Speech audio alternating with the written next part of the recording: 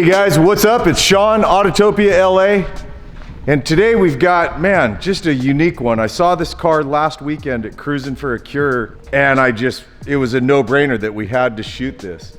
This is a 65-ish Mustang, and we'll get into it, I promise you. The builder is here. He's this young 24-year-old fabricator that works with his dad building cars. And like I said, this thing just caught my eye. I know some of you guys are gonna love it, some of you guys are gonna hate it, some of you guys are gonna find yourself in the position I am, which I don't know if I love it or hate it, but it definitely got my attention. I love the creativity, I think it's unique, and I'm looking forward to talking this one through with the builder. So hold on, because here we go, man. All right, you guys, we're here with Jacob from Griffin Design, and we're gonna dig into what I was calling in the intro a 65-ish Mustang, because it's not a 60, I mean it is and it's not a 65 Mustang. Well, it looks like a 65, but the heart of the beast is a 99 GT Mustang. Right. And I've given it a little bit of the Griffin flair to make it all blend together, as well as having to widen the 65 Mustang to fit over the 99. Yeah. It's 8 inches wider in the back, as well as it's 6 inches wider in the front. Yeah. As well as the big custom hood to fit over the 32 valve twin cam 4.6 liter motor, as well as the shock towers. So trying to keep everything tight and right, but still look like the 65. Yeah. No, it does. It definitely, I mean, you know it's a 65. And you know, it's like what I like the most, because if you get the side profile view of it rolling, it looks like it's sniffing the ground, and I always say it's sniffing the ground waiting for its next meal. You know, it's like when we were cruising at Cruise for a Cure, I was cruising it, and I had a few Corvettes roll out in front of me, and you know, I'm just sitting there hanging out behind them going, come on, let's go play, let's go play. Right. And that's what this motor is. This car just wants to go out and run. Yeah. You know, it's like I'd love to be driving it every day, but it's a little sketchy for me. Yeah. For it's still going to SEMA, so afterwards it's going to be another animal. Go throw it around some, yeah. Look, can we pop the hood and take a look at it? So basically I blended everything in. I've got the 99 and the 65 cal here, and I blended them together, as well as on the inside it's 99, but the outside 65. Yeah. So trying to integrate and blend them together so where it doesn't look like you just threw something on top of the other thing. Yeah. And try to have it to where it's serviceable. So it's stock 4.6 or did you? Yeah, it's a stock 4.6. Got rid of its 4 Cadillac converters that it had in the exhaust system. Right. So I put it to a 2.5 inch pipe to Flowmasters, and then to a down pipe. So she performs and she sounds good. She sounds like she looks now. Yeah, I know, I agree. It didn't sound, when you said 99, it doesn't, that's not what it sounds like. It really doesn't. And so when I get done with, you know, the EGR valve and the smog pump, it's going to change the sound up even more. Yeah. And as well as it's going to gain me, just getting rid of all the emissions, I'm almost gaining another 50 horsepower just by detuning it in a sense. But so what does it make? What do you make power-wise? I haven't numbered it out yet, but we're pushing 350, almost 400 horse out of it. Yeah. I was in the works of doing a Whipple supercharger on it, but you know, with a customer the age he is, it's like, okay, he doesn't need to go that level. Yeah. You know, this is the retirement car. He wants to go up to the mountains and cruise. Yeah. And that's half the reason why I did what we did, so he doesn't sit with a carburetor and he's up going through the Alps and stuff like that, and not wanting to have to rejet it and it's not running right, and he just hops in it. Anybody can work on it. You know, you go plug your computer in at any Joe Blow Jiffy Lube and get your oil changed, and anybody can work on it. That's just crazy.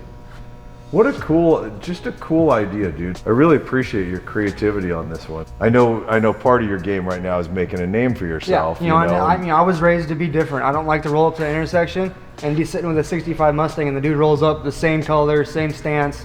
That's not me. I like to be the eye catcher. I like to be the one that's rolling around something different that everybody wants. Yeah. The time it took you from having 2 donor cars sitting side by side that are both running cars to this car was how many days? Listen up. 120 days is where I'm at so far. Yet it's still not done. I still got a few bugs to work out of it. Just like every true hot rod, you're never really done. You always want to do something different to them. For sure. But all of this, like, I mean, that's paint, that's body. There's so many elements to this, and you do it all, right? You said you do paint, body, motor. Only thing I don't do is automatic transmissions, because there's too many damn springs. Yeah.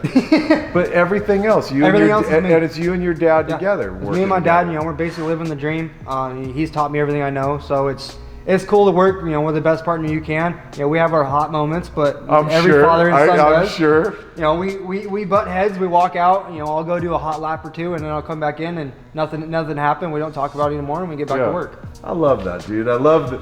There's another father and son team we've had over here before, and I just think it's cool. You know, my dad's the one that got me into cars and stuff, and so it's fun to have it as a hobby together, that you guys work together. Yeah. I mean, right down on the end of my complex here, the SMP guys, it's a father and son team, you know. And then, to be honest, it's the best way to do it, because you know, it's like with me and him, we click. It's not you working with a Joe Blow that you're trying to build something and you guys aren't clicking. If you don't click, the car don't flow. Right. Because, you know, we try to work together and chase ourselves around the car to get it done quicker. Yeah. But, you know, if you're not clicking, there's issues. Yeah, for sure. So, is it 99 suspension? Yeah, 99 suspension. All the suspension's still what it was. The only thing I did is I put EbTech lowering springs in it. Okay. So I've actually lowered the rear. I think I lowered it 3 inches, and the front got lowered 4 inches. Okay. To give me more of the road racing feel. I mean, it drives like it's on rails. Yeah. You hit a bump, you feel a bump. It's a race car. Yeah. So, you know, and with the wide rubber that's underneath it, it basically needed to perform better. Yeah. So I just wanted to get it lower and more aggressive. What size rubber do you have on here? I've got 12 inches of rubber in the back, as well as I've got 10 inches of rubber in the front with 18-inch rims. Okay. And this is just bonkers over here. This whole, I mean, I love how you made this line flow into this. But this was one of the first things that caught me driving by, and I'm just honest, I can't help myself. I still can't tell if I love it or hate it, but it really catches my attention. This is one of those design elements where, you know, you could talk yourself out of it. Oh yeah, but that you. And I was doing it over and over. There was a point where that's why the mirror is there. The Mustang almost had Lambo doors on it, just because of the mechanicals behind the hinge. Because I actually widened that door 4 inches out, but I gained that front lip forward 1 inch, so it changed the geometry on everything, as well as that's why the mirror is there, because I couldn't get the door to open like the 65 did. It wanted to open up at an angle because it has a swell to it. So the mirror helped me hide a big gap, because I like my gaps tight. I don't like the gaps like they had them back in 65. Your gaps are really tight. I've noticed as I've walked around this car. I mean, the way your hood fits, the way your door fits. And I went around everything and added. Dude, that's like, your gaps are absurdly tight. I mean, there's an 1/8 gap, if not tighter, all the way around the door. And it's 4 inches wider in the door. 4 inches wider in the door. It tapers itself down to about 3 inches. But then you went with the stock Mustang door handle. Yeah, and it all works stock. You've got elements from 65 as well as from the 99. Yeah, so it's 65 doors with 99 seats and dash and floor. And the wheel and dash and all that. I mean, which is just a trip to see these come together like this. It's just, dude, it's really, I'm really blown away by your creativity, Jacob. Thank you. Truly. What are the wheels? They're US mags. Okay. And they look great. They look kind of period correct for 65. And that's basically what we did. Is I started with the 65 and the 99 and those wheels. So I cut the 65 apart, and when I got it married to the 99, the quarters were off of it. The front face of the opening of the fenders were off because the wheelbases are different. The front wheelbase actually got moved back 8 inches. That's why it makes that 65 nose look so long. And the rear wheel well got moved forward 1.5 inches. So you really shortened up the wheelbase. I shortened the wheelbase up on it, or the 65. So that's why everybody goes, "Why does that car look so weird?" I basically Talladega the nose of the 65. Yeah, interesting, really interesting, and all the flushed in glass. And you said you cut your own glass? Yeah, I cut my own glass, but this is actually stock 65 front and back glass. I just added sheet metal all the way around it. And then those are 67 taillights, yeah? 67 California special taillights, and 65 T-Bird is when they first were introduced. Oh, really? So that's what got me, because it being a 65, when I put those little bug eyes on them is exactly what they looked like when I was done, those little squares. So it's like, well, what do we do? And I was a day away from getting the thing painted. Going, what do we do about the ass in? Because I still don't like it. It was still roughed in, going, you know, that's my last thing on the list just because I don't like it. Yeah. And we went and started looking, and we've basically put the 65 T-Bird taillights on it. Because it's being the ass in so wide, trying to figure out what would look best there. It's huge. I mean, that is a serious booty on this thing, dude. That got baby really on the back. is. I mean, I'm so curious to hear from you guys the comments on this, because it's just so damn unique, man. It really is. You've gone so far with this car. Like, You've literally got no fear in your approach. No, you know what, don't get me wrong, I was a little scared when I was gonna put the saw to it the first time, going, no, do I have to give the customer back another car because my idea didn't work? Or what happens, and you just go with it. Yeah. You know, it's just like half the car got built with just going with the flow. Yeah. How is it laying itself together? Because, you know, it's metal. You can force it somewhat, but it has to lay in a way to where it wants to stay. Yeah. Because if you force it, then you start driving it and you're going down the road and all of a sudden you get a buckle in it and all kinds of other stuff. And it's just, and each car I do, I've been trying to perform my metal craftsman a little bit more. And basically this is a bare metal car with paint on top of it. Everybody's like, oh, it's a fiberglass car. No, it's not. Yeah. You know, I have over 3,000 hours with a sandpaper in my hand. Really? Just trying to get the thing nice and flat. Okay, 3,000 hours. So how many hours total do you have in the 120 days that you spent 120 working days, on this? I'm probably rolling around 8,000 hours in the car. Wow.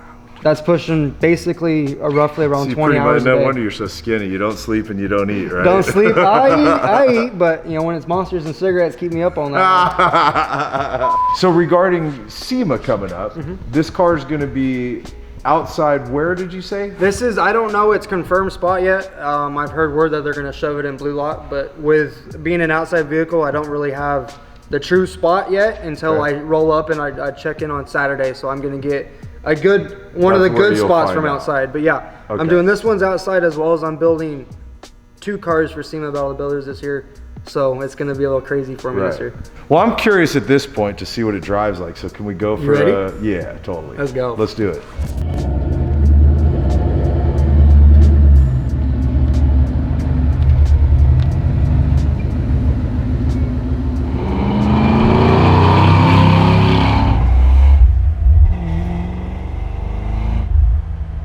Sounds really good, man.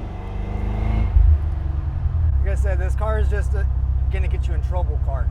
Yeah. So I gotta tell the customer, if you don't want to horse around, just keep your toe on the throttle. Because if you put your full foot on the throttle, you're done. Does it drive? It does pull, huh? But you know, it's a nice cruiser. But if you want to use the power is there to use. And it's usable power. That's the thing. You could actually wring this car out if you wanted to. Oh yeah. Because it's not the 1,000, which I you know, the 1,000 horsepower cars, I gotta admit, I drive a lot of them. They're fun. It's great to do 100-mile-an-hour burnouts. But that's what they do. You can't come out of a turn and bang on the accelerator. You got to really watch yourself. Yeah, they don't want to. It's not something you can go have fun in. The power doesn't stick to the asphalt. Yeah. That's a great camera car too, because it goes fast. It's got power here. Like when there's sometimes where we're getting after it pretty good, and Chris can stay right with us.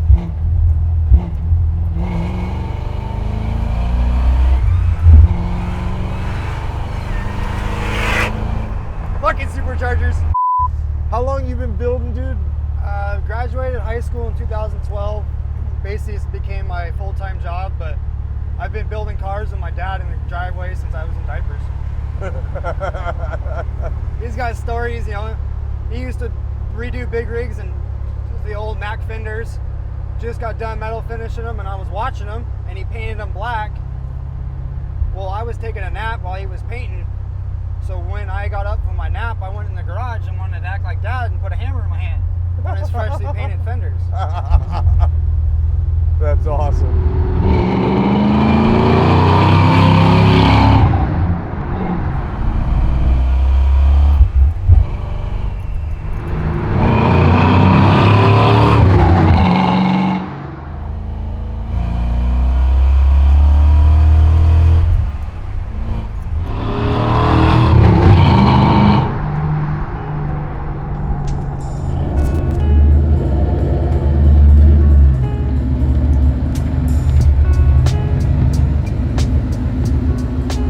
All right, you guys, that's it for our shoot with our friend Jacob, our young gun competitor, and his crazy 65 meets 99 extraordinarily wide Mustang. This thing's just cool, isn't it?